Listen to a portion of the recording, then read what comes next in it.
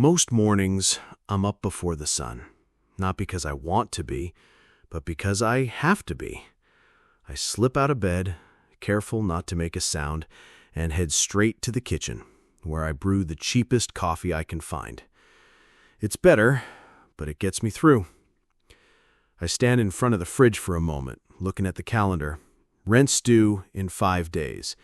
Mia's school trip payment is circled in red.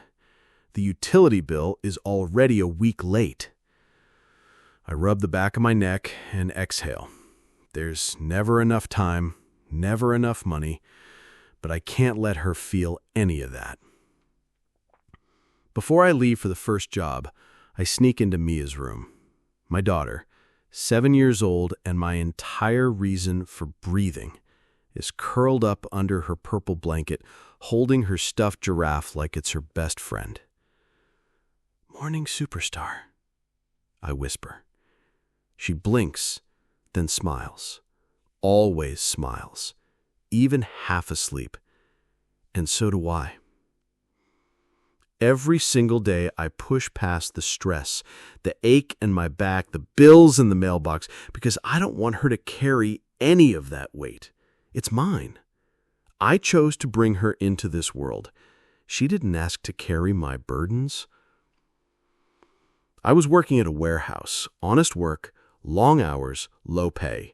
It wasn't ideal, but it kept us afloat. Then came the layoff. "It's not personal," they said. But when you're raising a kid alone, everything feels personal. I didn't tell Mia, just kissed her on the forehead that night and said, "Sleep tight." Then I sat in the dark living room for hours, wondering how we were going to make it. By the next week, I picked up 3 jobs: a janitor at night, early morning deliveries for a bakery, and drywall work in the afternoon with a friend who was kind enough to give me hours. I was running on fumes, but we had food on the table and the lights stayed on. My mom stepped in, watched Mia when I couldn't. God bless her. She never makes me feel guilty, even though I know she sees the tired in my eyes. But I make sure Mia doesn't.